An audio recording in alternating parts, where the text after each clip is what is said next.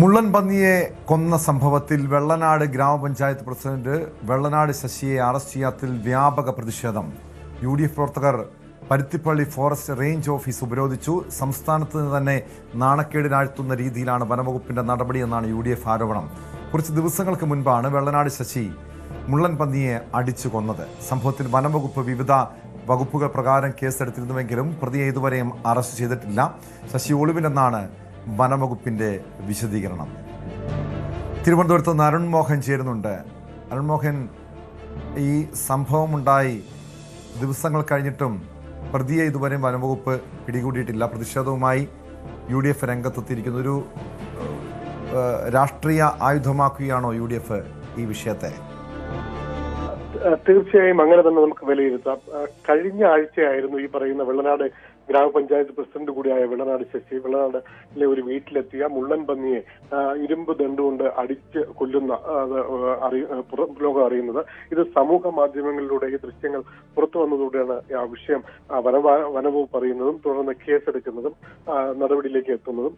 നിരവധി പ്രതിഷേധങ്ങൾ ഇതിന്റെ ഭാഗമായി ഉയർന്നെങ്കിലും നാളിതുവരെ വെള്ളനാട് ശശിയെ പിടികൂടാൻ വനംവകുപ്പ് തയ്യാറായിട്ടില്ല എന്നുള്ള ആരോപണം ഉന്നയിച്ചാണ് ഇന്ന് പരുത്തിപ്പള്ളി റേഞ്ച് ഓഫീസിന് മുന്നിൽ കോൺഗ്രസ് പ്രവർത്തകർ പ്രതിഷേധ ധർണയുമായി എത്തിയത്.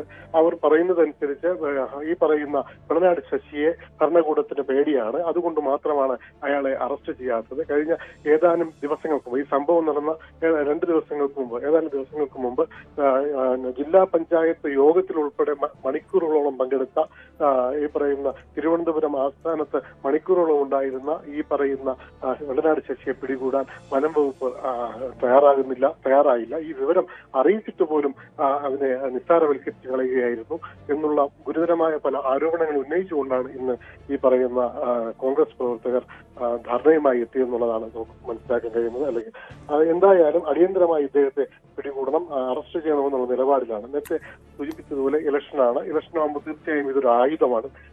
കഴിഞ്ഞ തെരഞ്ഞെടുപ്പ് കാലഘട്ടത്തിൽ ഒരു കോൺഗ്രസ് പ്രവർത്തകനായിരുന്നു ഈ പറയുന്ന വെള്ളനാട് ശശി.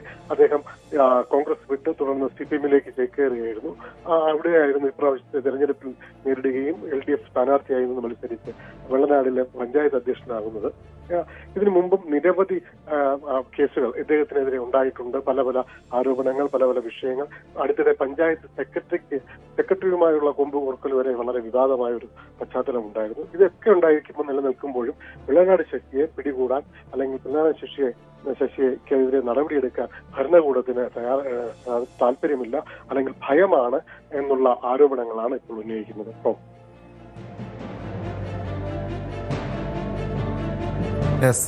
വ്യക്തമാണ്.